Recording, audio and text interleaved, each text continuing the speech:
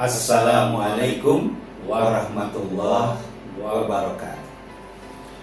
Sahabat Pancara Hati, siapa yang di sini yang pernah dengar anaknya bilang begini, ayah sibuk terus, nggak pernah main sama aku. Nah, hati langsung meleleh ya. Hari ini kita akan bahas tentang bagaimana menjadi ayah yang dekat dan disayang anak. Nah, ini materi yang sangat dekat sekali ya, betul nih Pak Haji. Allah berfirman dalam surat At-Tahrim ayat ke-6, ya ayyuhalladzina amanu qu anfusakum wa ahlikum nar. Wahai orang-orang yang beriman, pelihara dirimu dan keluargamu dari api neraka. Jaga dirimu dan keluargamu dari api neraka. Ayat ini menunjukkan besarnya tanggung jawab seorang ayah, bukan hanya mencari nafkah, tapi juga hadir dalam pembimbingan anak, pendidikan anak, dan memberikan kasih sayang kepada anak. Banyak bapak-bapak sekarang Ustaz, sibuk kerja dari pagi sampai malam.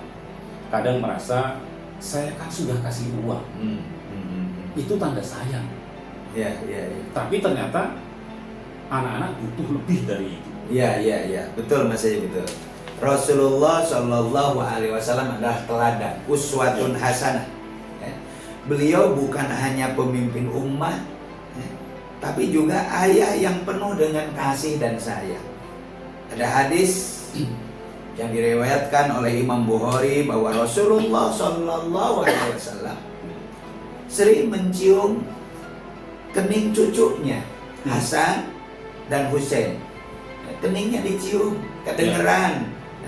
Bahkan beliau pernah sholat di rumah, sholat sunat, lalu cucunya naik ke punggung. Beliau biarkan sampai cucunya itu merasa puas, karena beliau tidak lagi jadi imam. Beliau ada di rumah sehingga dia bisa memberikan kepuasan kepada anak ketika dia gelendotan waktu baginda Rasul sholat. Itu contoh bagaimana kedekatan emosional punya nilai penting. Anak merasa dicintai, anak merasa mendapatkan teman, bukan sekedar dipenuhi daripada kebutuhannya. Masya Allah. Berarti bapak-bapak harus sadar, anak lebih butuh kehadiran daripada sekedar transferan. Iya. Saya pernah dengar cerita begini, ada bapak-bapak ditanya anaknya, ya main yuk. Bapaknya jawab begini, ayah capek, besok aja ya. Besoknya anak tanya lagi, ya main yuk. Bapaknya jawab lagi, besok ya nak. Lama-lama anaknya bilang, ayah ini kok kayak bangsa aja, kerjanya janji-janji terus, tapi nggak cair-cair. Iya. Kalau anak sudah ngomong begitu Mas Haji, Iya. Berarti peringatan keras. Anak itu nggak butuh janji yang besar, yang muluk-muluk. Mereka itu butuh ayahnya mau main kejar-kejaran, main kucing-kucingan, ya barang mungkin hanya 5-10 menit saja. Iya, betul. Jadi kalau ada bapak pulang malam, terus anaknya masih melek nungguin, jangan langsung bilang tidur sana, tapi kasih waktu sebentar ya, gitu Ustaz ya. Iya. Ada tambahan cerita nih, ada cerita saja nih. Jadi karena bapaknya seorang pengusaha, jadi sangat sibuk diajak bermain nggak mau, diajak tidur bareng-bareng nggak mau karena sibuk meeting dan lain sebagainya gitu kan.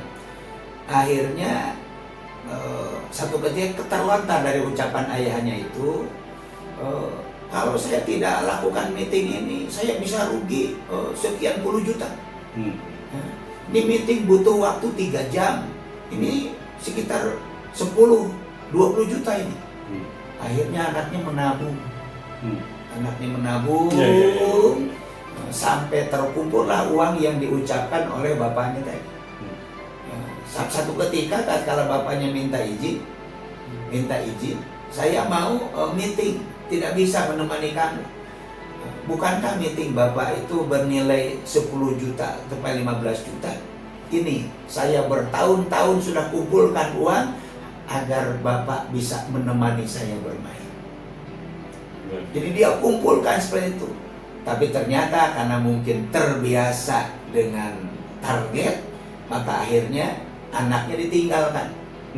Dan ditinggalkan beberapa waktu kemudian Allah punya qadarullah, anaknya meninggal.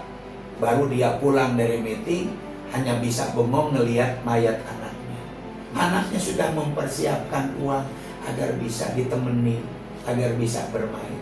Ini cerita yang barangkali bagaimana seorang ayah harus punya waktu untuk anak-anaknya. Nah, ini ada beberapa yang penting juga sebagai prinsip-prinsip dasar yang dapat kita lakukan.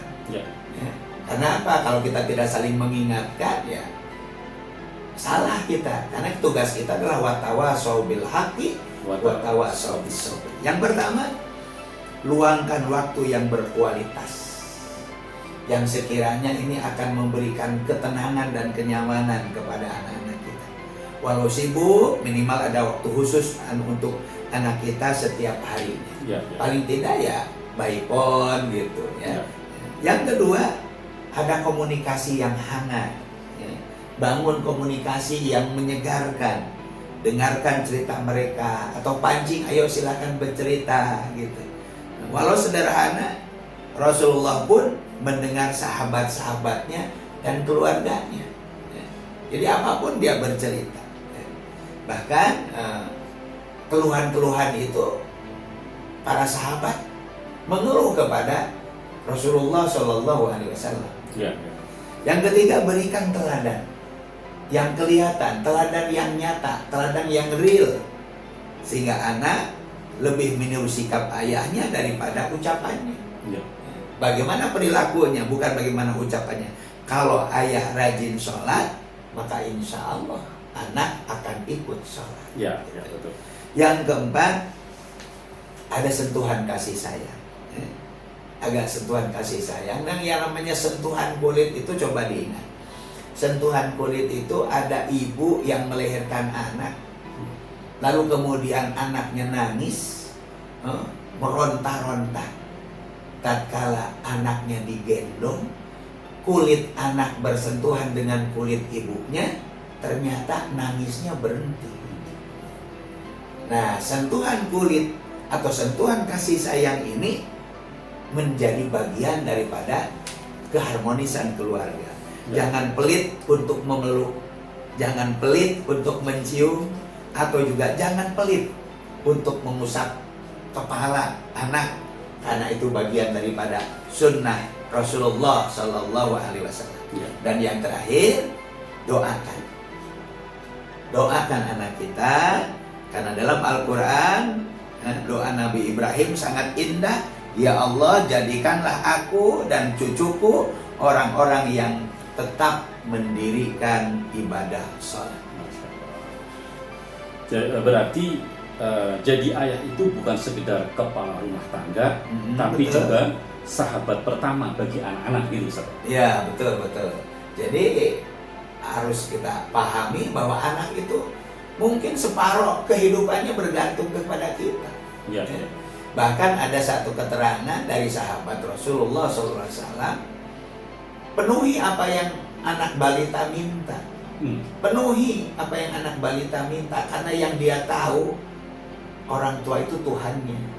Gitu ya. Sampai seperti itu, dia tidak tahu tuh duit dari mana, barang dari mana, itu pasti dari Allah aja. Padahal yang memberikan adalah orang tuanya. Jadi inilah yang harus menjadi tolak ukur dan pembinaan kepada anak kita. Dan ketahuilah bahwa apabila kita jauh daripada anak,